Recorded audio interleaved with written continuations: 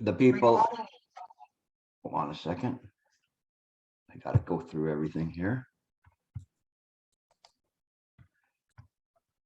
It seems that the people on the West Coast are on real retreat time. The others of you are on very relaxed retreat time. But nevertheless, it works well. Otherwise, I'd have to start when by the time I went to sleep, I'd get a half hour sleep. We are approaching this retreat and the idea of how to meditate, not from necessarily a novice point of view as much as a beginner's point of view, but a beginner in terms of beginner of mind study. This type of a way enables us to approach meditation properly. When we approach the cushion, we have to have a true and proper understanding of what we're doing. If we do not have this true and proper understanding of what we're doing, then we will not be able to fully benefit from crossing our legs. We have to do it in a way in which is consistent with our Buddha Dharma study. Now, just on kind of an opening admonition, you can only get out of this retreat what you put in. This is a very relaxed retreat, a retreat where we are not so rigid. I don't know what you do if you turn off your video. I don't know what you do when you have your free periods or what you're doing, but I hope you can treat this retreat with a respect to give you an opportunity to truly practice, to truly settle down and concentrate and obtain some benefit from this meditation. My whole approach here is that I truly want you to meditate in a proper way and to get this right. I'm not trying to get anybody to be have illumination of some kind of enlightenment or whatever, but I do expect you to get this right. And if you do, you will have certain epiphanies and realizations, and that's enough. We don't ever have to worry about whether we're enlightened or we're not enlightened or anything. We don't have to act enlightened. That's even the worst thing. It's because then we have to go around acting like we're enlightened when we don't even know what that means. But I've seen many people do that, and it's very pitiable. It is why we need to have a well-known advisor to advise us as to how to practice. When we practice in the proper way, things will come naturally. And the method in which I have set forth to have a proper understanding, it does enable you to progress much farther than just simply sitting and hoping for the best. There is an activeness in meditation, but it's different than from what we think it is. Our practice of Mahayana is based on what is called ekayana, single mind, just mind. And I've talked about this many times, and some of you have listened to my Monday night lecture. When I talk about it, and there was one master that was dying, and he was asked, how should we know you in the future? In other words, saying, what is your departing words? And he had very incredible departing words, which was, just this is it. And you go, well, what does that mean? It means nothing, but it also symbolizes Chan, just this present moment, just this mind. And so when you do this, rather than trying to, in the course of enveloping everything in emptiness, this is enveloping everything in mind, just this. Well, I don't understand. Well, just that too. And it is in this way that mind works. Mind is all-inclusive and all-inclusive of the infinite. Now, can you wrap your mind around that? No, you can't. Why? Because you're using the mind of a samsaric sentient being. A samsaric sentient being only knows the limitations of its senses. And even consciousness is unable to accept or understand or dwell upon mind. It's beyond that. So consciousness goes to a certain limit and it cannot go further simply because it's bound by the conventions of this human reality. Letting go of those conventions, how can you not touch the cosmos or hold the cosmos in your hand or be the size of the most tiniest particle? It's the same. Mind is just this way, not consciousness, not a human sentient being. This is very important. Now we're wearing the big boy and big girl pants. We're sitting at the adult table, not the kids' table on Thanksgiving. This is very serious work. We have to have this sincerity to be able to use this type of a practice. Is very, very important. It is not in an area that we know. So it's like a person going, not certain if they want to swim or not. They see the beauty of the pool, but when they come up, they just dip their toe in the water. And if the temperature is not something that they're accustomed to, they go running away, shivering.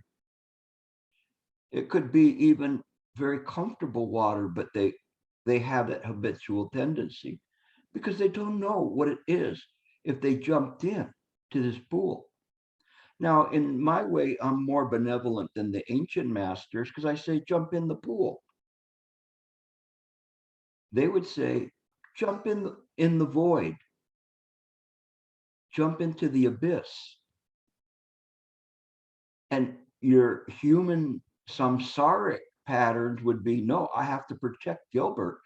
I don't know what's in that void. What if he goes cuckoo? What if he goes through and he disappears?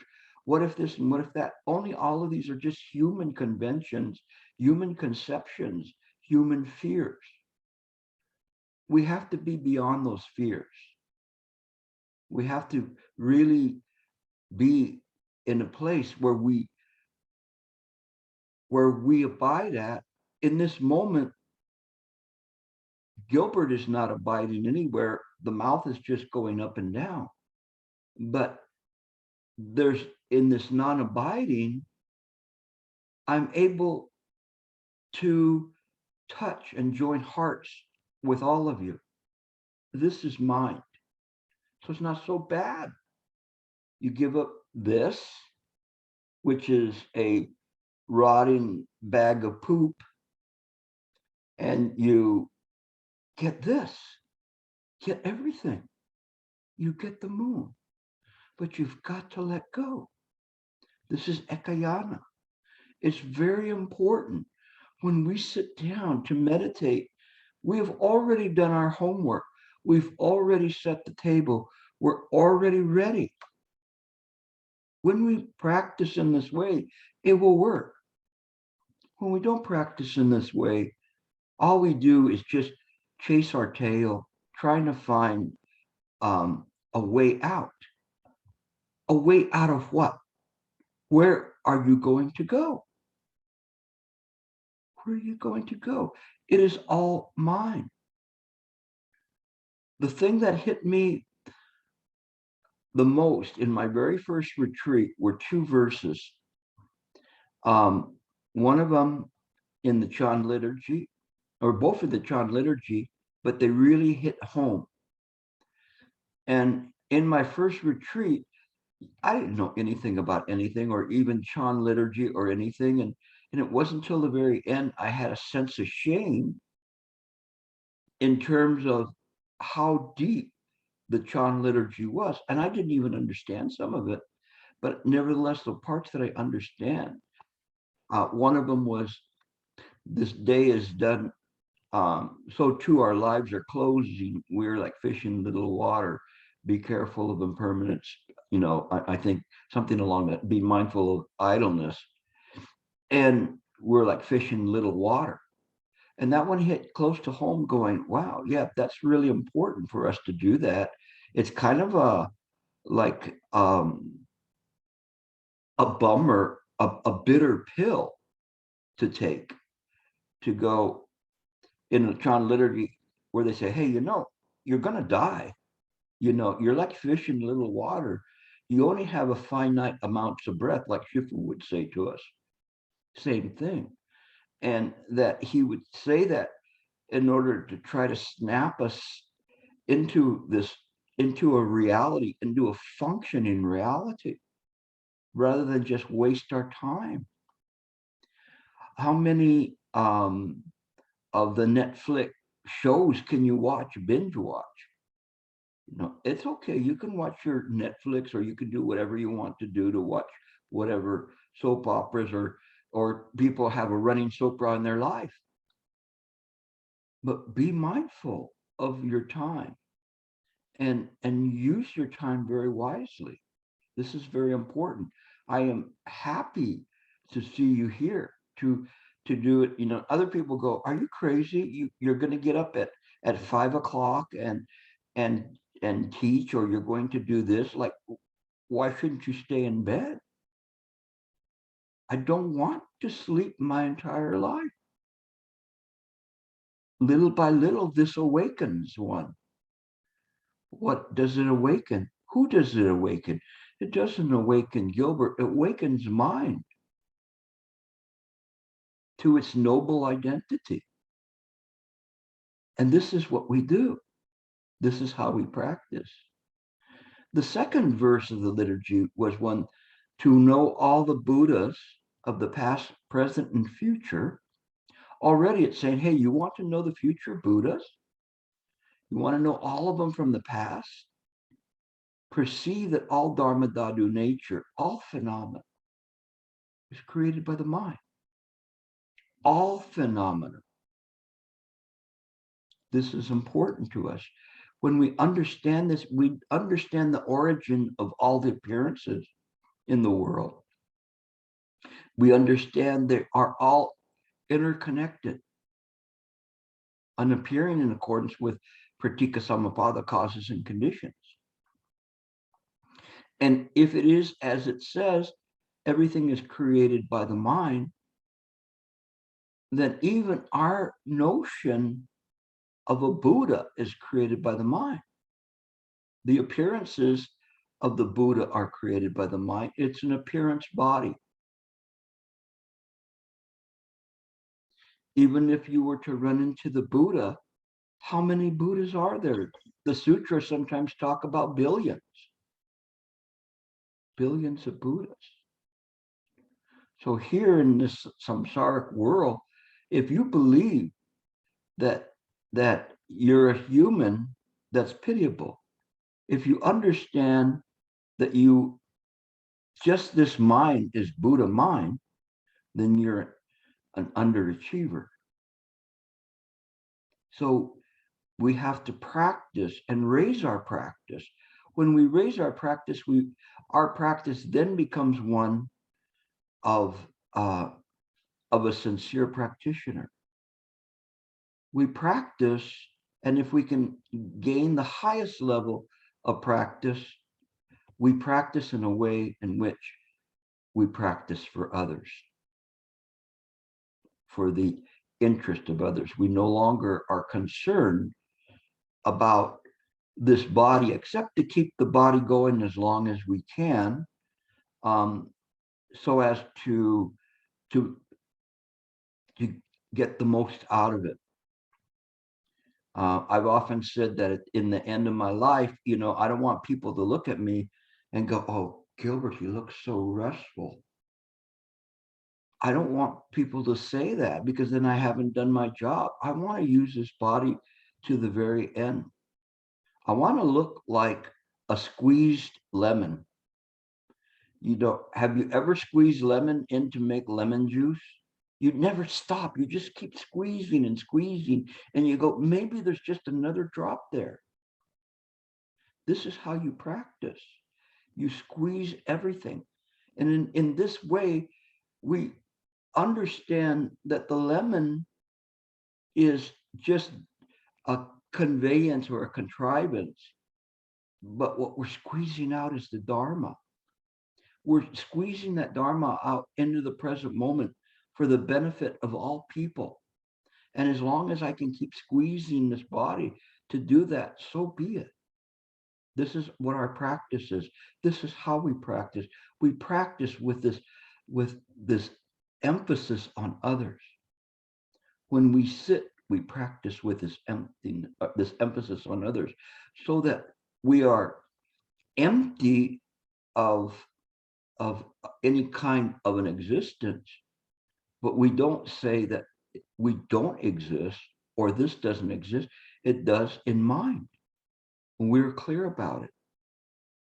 When we sit like this, then we have a chance of doing very well on the cushion. If we sit there and say, Gilbert wants to quiet his mind, quiet your mind, quiet your mind. How can we do that? That's against nature. If you sit in this way to try to meditate and try to quiet your mind, you're against the self-nature of mind. Why? Pratika Samapada, causes and conditions never fail. If you've been creating thoughts in your mind, then those thoughts will produce other thoughts and related thoughts. That's just the nature of the mind, because that's what we're putting into it. Does not mean that Gilbert is there. Gilbert himself is a creation. Who's talking to you right now is a phantom. It is a dream talking to dreams about dreams. But that's listening, that's aware of this, is not other than the Buddha mind. There are not a bunch of Buddha minds. It is just mind. All of you possess this wonderful Mani pearl or wish-fulfilling gem. It's why it matters. Your body does not matter. Most assuredly, it will wither away. But that who I'm communicating with in this moment is mind. And we join this mind.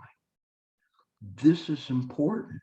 And it's important when we use principle to balance with the practice. So in the principle, we bring forth the practice. The Buddha talked about this. Bodhidharma Dhammo, that was his main teachings, was one entering through principle, one entering through practice, but why not both? And so we work in this way in terms of to present and seeing what's there. We are clear about it. Master Huineng talked about that,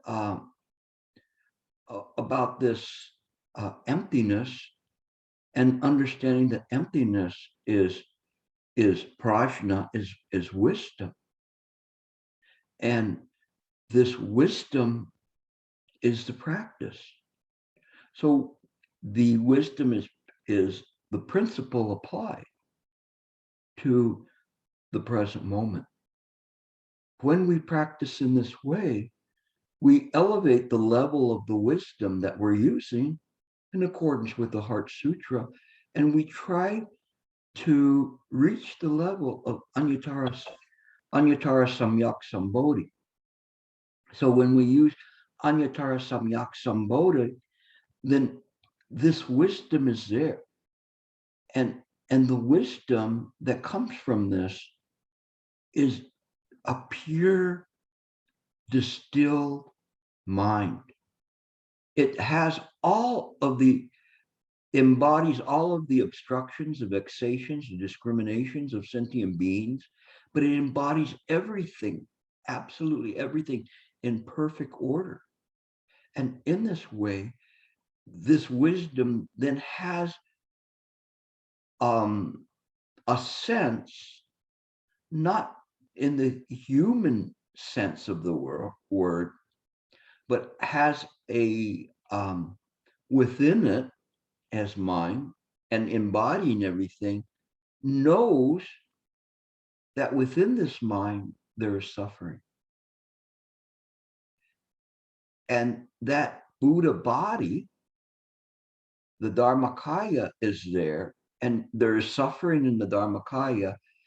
The knowing aspect of the Buddha mind, what they say, Rujing, this Rujing, no, excuse me, Zhi, Z-H-I, and I know it doesn't pronounce that way, but if one of you knows it, you can say what that word is.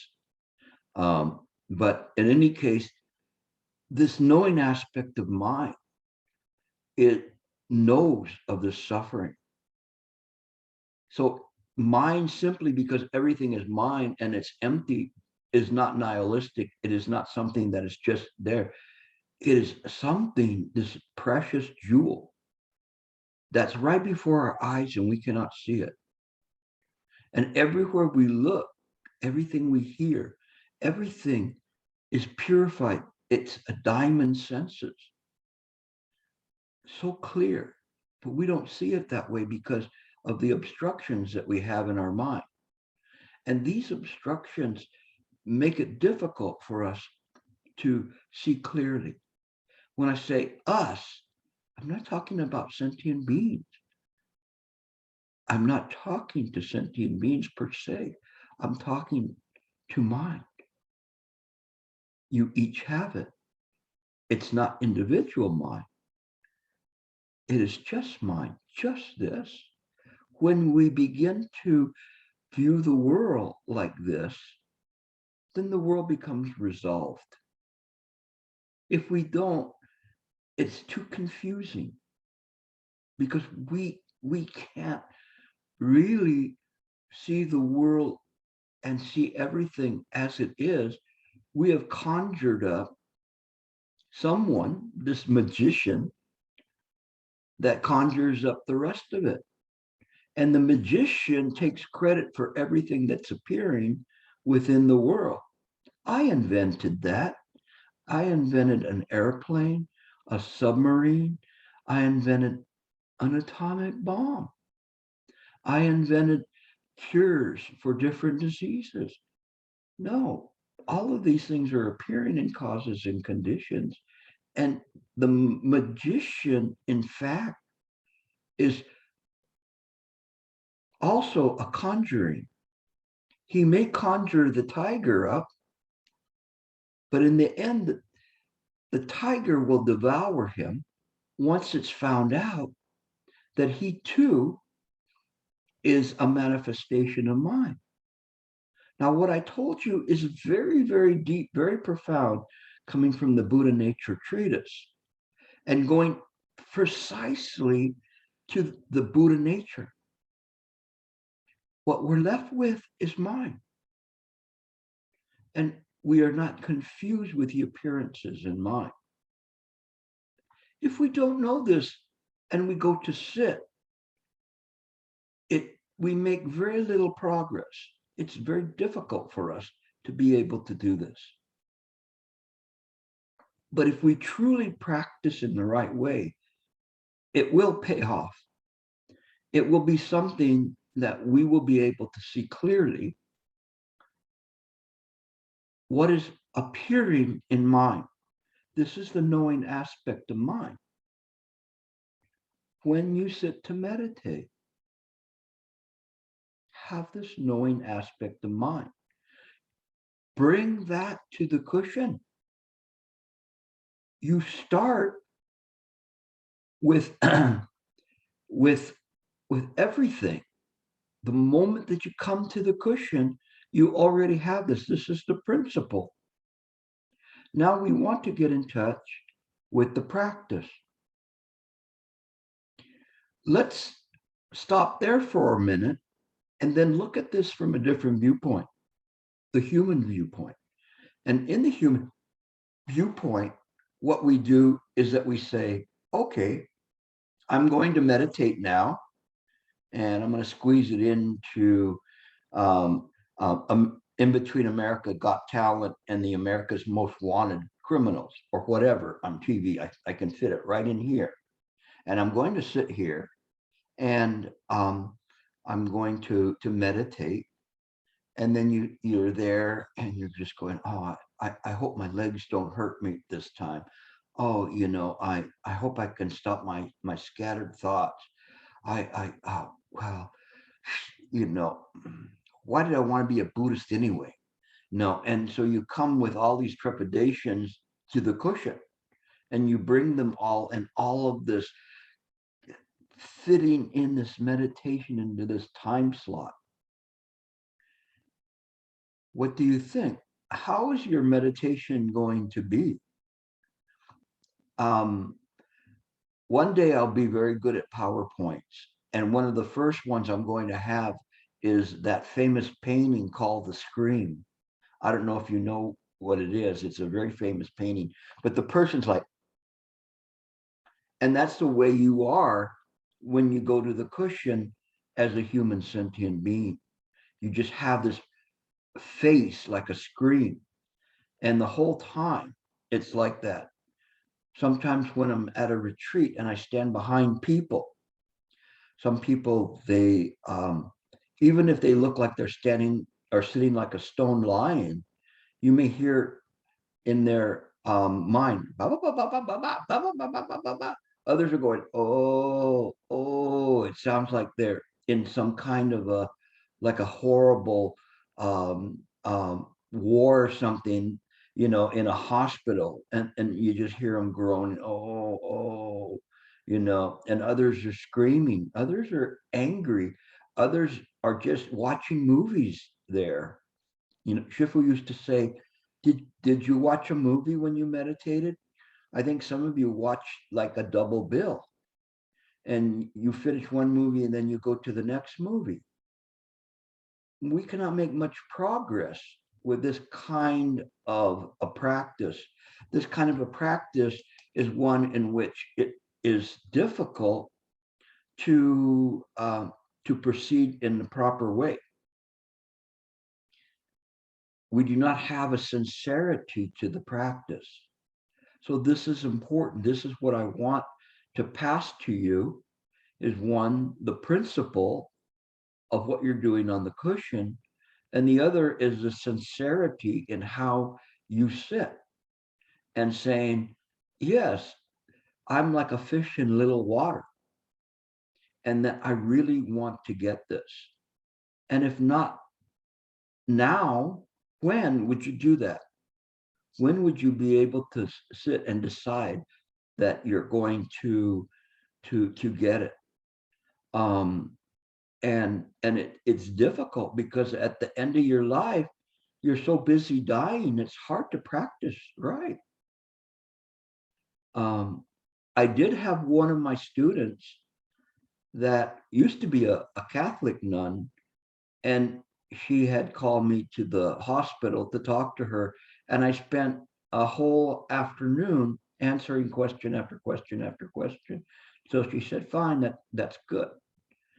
And that was on a Sunday. On a Monday, I had my regular class, and lo and behold, she showed up for my class. She was a cancer patient. She was dying.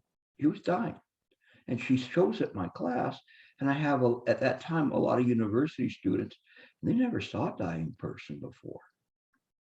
But her gift, her wonderful gift of showing up and talking about the Dharma and talking about gratitude and thanking me, and I'm going, no, thank you. I mean, this is an amazing gift you just gave. And in the end, in her last day, she kept saying, what is it? What is it? What is it? The whole day she practiced, knowing she was going to die. But in the end, in the late afternoon, she finally said, that's it. That's it. And then in that early evening, then she passed away. That was cutting it pretty close. But she did obtain some form of a realization enough to allow herself to die. She did not, she willed herself to stay alive long enough to reach that realization. Please don't wait that long. I had another student that was dying at the same time of cancer, and he didn't get that. I wasn't able to go to see him in time, and by the time I saw him, he was comatose. And so you see, we have to practice our hardest. Value this breath, value this practice. You're in the right place, exactly in the right place where you should be on this Saturday morning. Well-oriented as to time and space, clear about what you're doing. This is important. If you want to truly practice well, you have to have this kind of an ability to practice. And so this is very important that we understand that this mind that we use is the Buddha mind. We use it in the proper way, and we use it to see things clearly. Master Ling Chi, he said after giving a speech similar to what I've given to you, he says, now you have it. When you need to use it, use it. And when you don't need to use it, just set it down. You don't have to follow thoughts. So this is my extra to it, because he just said, then just lay it down. So you use the mind, but we don't have to use the mind to perpetuate the idea of our ego. We don't have to have Gilbert thinking of anything, Gilbert judging anything. We just simply use the mind in the proper way. If we can do this, everything will work well for us. If we can't, then we'll have a difficult time in life, as we have a difficult time on the cushion. Life, when it is presented with right view understanding, becomes a lot easier. It is not an inoculation from adversity. You don't take a shot and say, from now on, I will never have a problem, a health problem, a mental problem, a family problem. Those things come with the territory of being a human sentient being. But here, in this realm of humans, we have the ability. We're not in heaven. We're not having this, what seems to be eternal bliss, but nobody bothered to tell them that it goes away. If we're in the hell realm, it's difficult for us to practice because we're suffering. If we're in the animal realm, all we're worried about is when we're going to get our next meal. So it's not very easy to practice. The ghost realm is very, very difficult to practice in the ghost realm too, because we don't understand things. Although there are sometimes that ghosts can come, and very few, but some ghosts can come and listen to the Dharma. And if they're interested, I let them in. That's another story for after this retreat. Unfortunately, we don't have our after retreat exchange of supernatural stuff. But in any case, the other thing I miss about not being in Michigan is your wonderful corn. So, that's something that's very delicious. But in any case, we're back to the Dharma. This is how we practice. This is how we approach the cushion. So when we approach the cushion, what we do is we approach it in mind, not Gilbert's mind, but in mind. We're already coming to the cushion with this knowing awareness, knowing purpose. We're there following function, clearly aware that we're going to meditate, clearly aware of everything around us. We sit gracefully. We are already, as we are preparing to meditate, already in a state of Chan, already in a state of meditation. We are relaxing in that moment, just completely relaxed as we're there. Now we're sitting on the cushion, very relaxed. The body is completely relaxed. The mind, it follows the body. It disentangles itself from all of the human thoughts, discriminations, vexations, desires, cravings. All mental states are washed away. We're just left with this naked awareness in all directions. You must begin to practice this awareness that is in all directions. Do not think that facing forward is the only direction. As you're sitting there on your cushion, become aware, pushing out this awareness beyond your body, beyond body sensations, beyond the walls of your room. In all directions, there is this awareness, very easy awareness. You're in the present moment.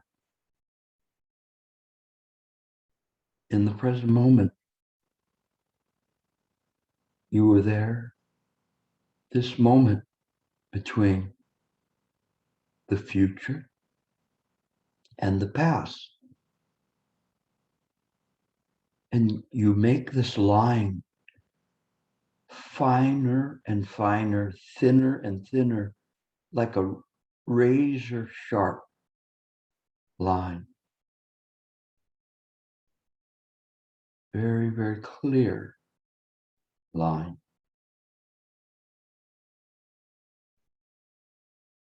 Just the present moment. Just this awareness. Just this awareness. We just keep having this awareness. Bring up our method, and we contemplate our method. We do not contemplate it like a sentient being. This kind of contemplation, direct contemplation, directly looking at the method. Mind is looking at the method projected upon mind.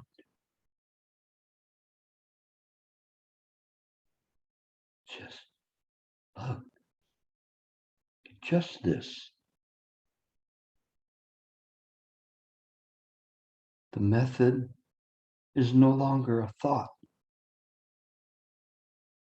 It is seen as part of thought, of the mind. Clearly, the method is seen, appearing in mind, suspended in mind.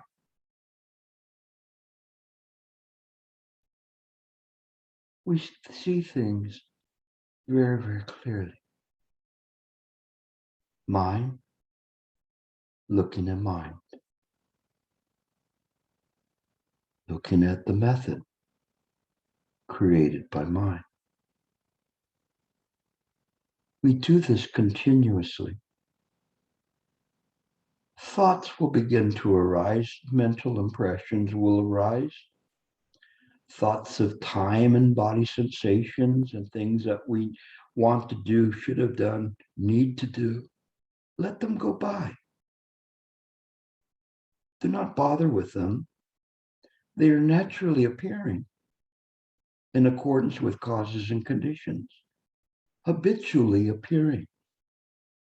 Thoughts of food, thoughts of work, thoughts of relationships, thoughts of things to do. They will all naturally appear in mind.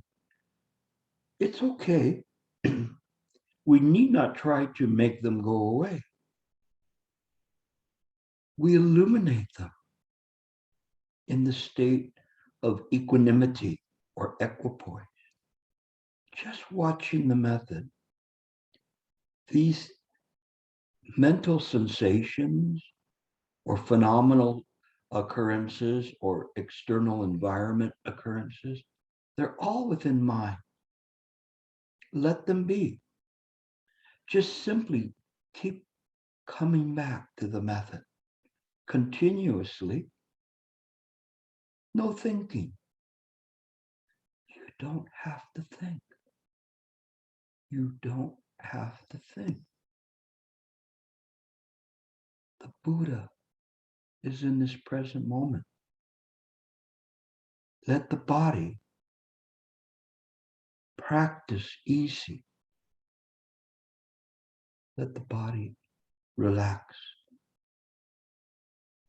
The mind relax in the present moment.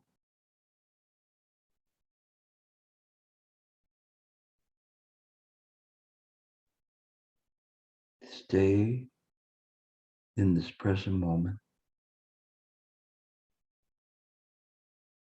balancing between the past and the future.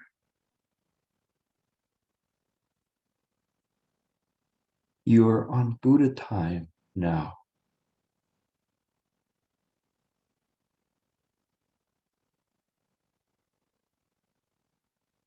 Watching the method. Past and future in the Buddha present moment are naturally fused together.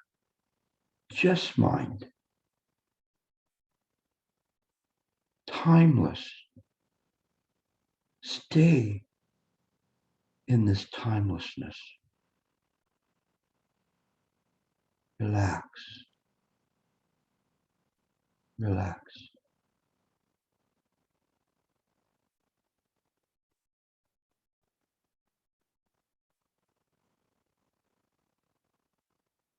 Stay with the method. Even if I stop talking, feel this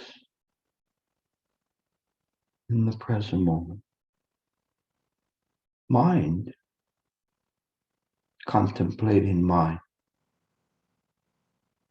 directly.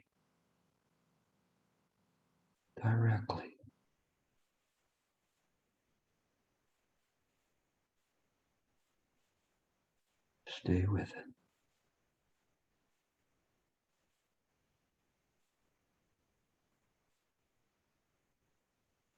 Continuous.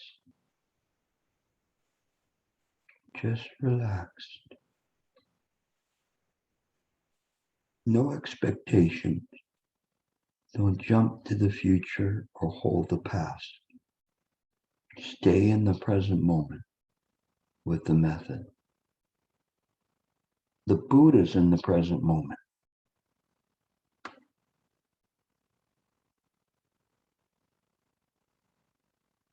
Stay with the Buddha mind.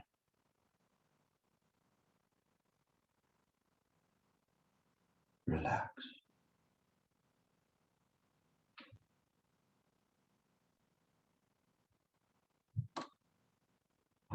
Don't let your mind wander.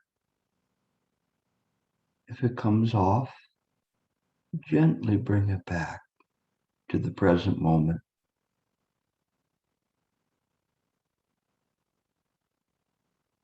to the method, back to awareness, back to the Buddha. You choose to stay with the Buddha. Don't look for the Buddha anywhere else. This is the Buddha.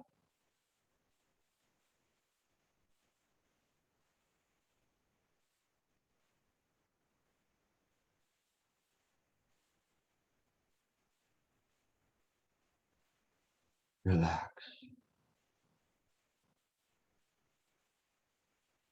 Relax the body. Relax the mind.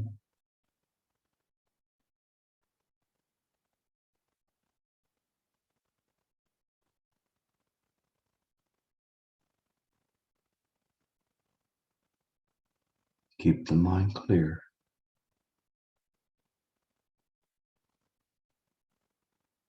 Just the method.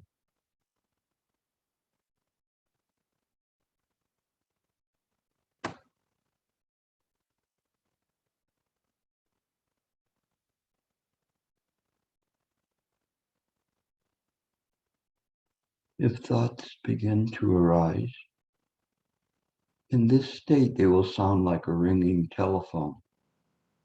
You will be able to observe them right away. Do not give them any mind energy, and they will pass. Give your mind energy to the method, and only enough energy to stay with the method.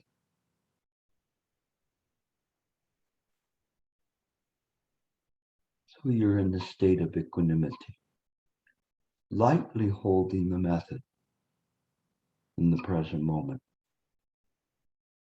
completely aware, this Buddha awareness, infinite,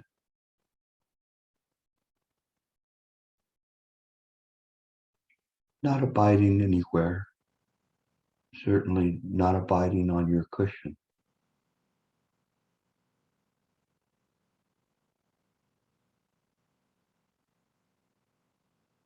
The only function, meditate, perfect meditation.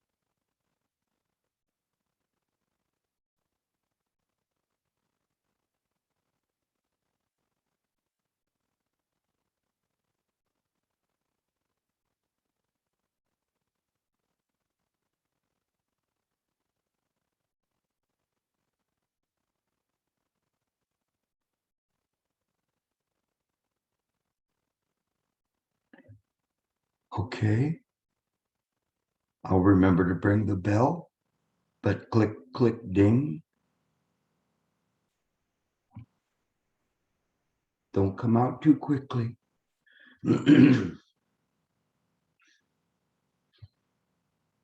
Sense what this feels like. Be aware of it.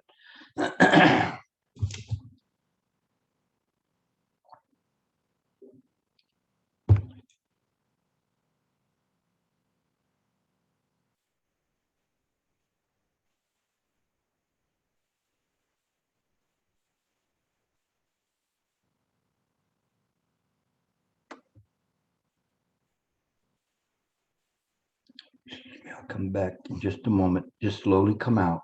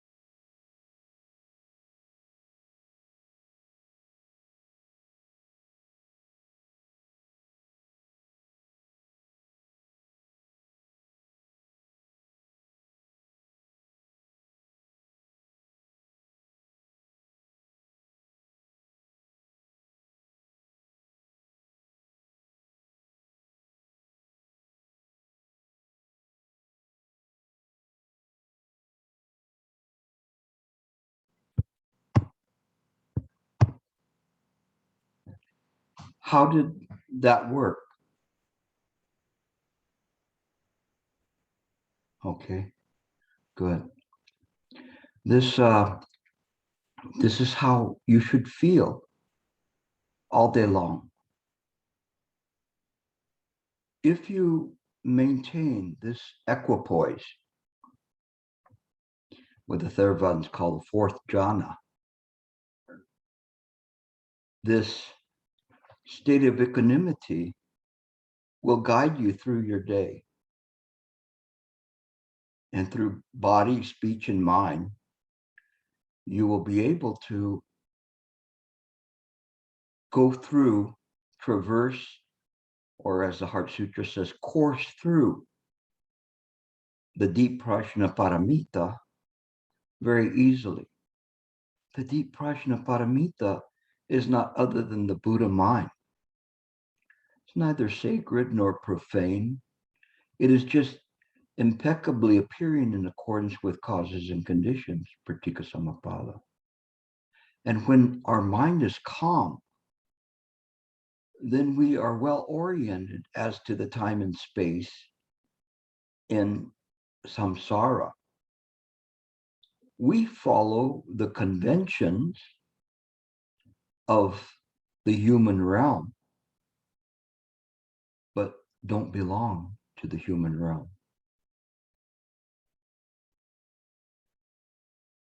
Just Buddha mind. We don't belong to the Buddha mind. It is just Buddha mind functioning. As the Diamond Sutra says, and I've said many times, there's no ego, personality, or life in me. This is hard for us to understand this. It's very hard for us to do that because we've been with this body since it was a baby. We've been through it, through its victories and its failures, its acquisitions of things and loss of things. And so then we have this deep caring for our own body, what the sutras call self-conceit.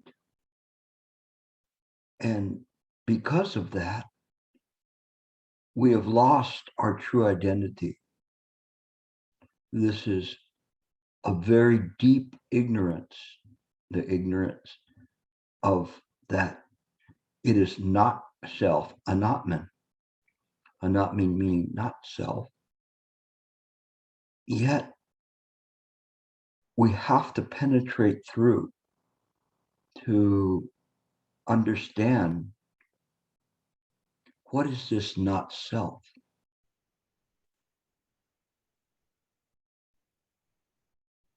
What part of mine belongs to mine? Who then is this person?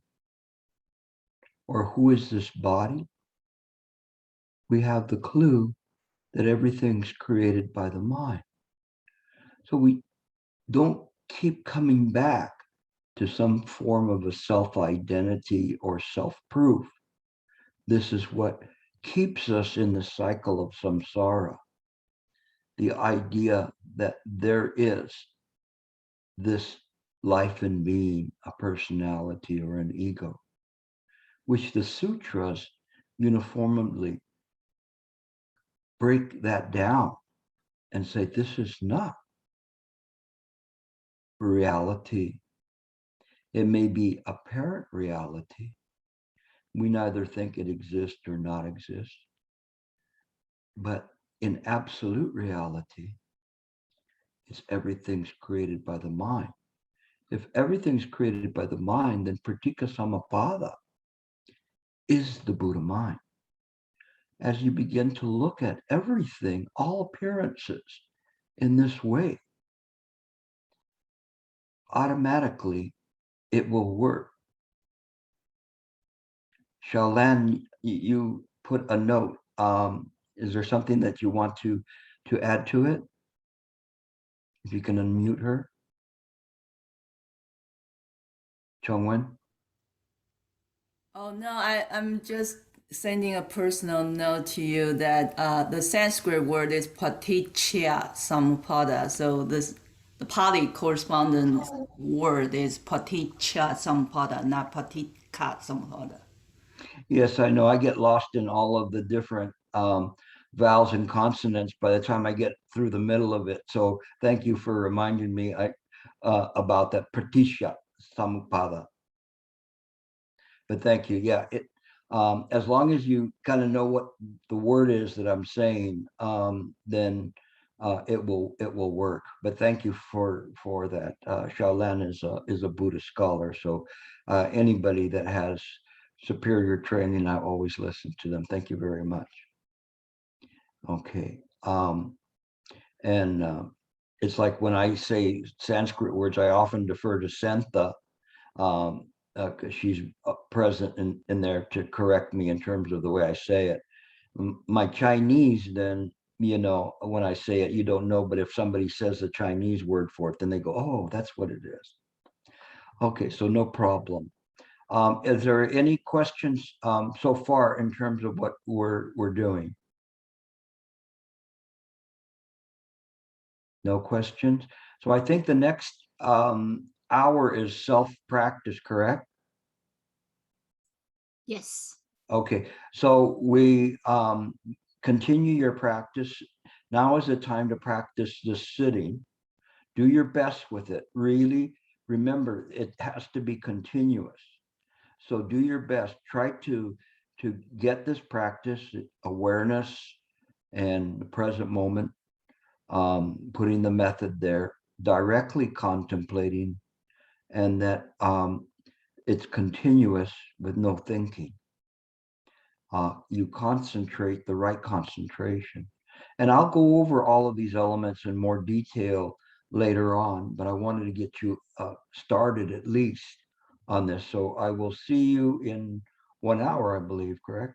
Yes. All right, And good. we will have a timer on the screen, countdown timer, 1 hour. So you guys can look at the timer and then come back 1 hour later. Thank you very much. See you in 1 hour. Practice well.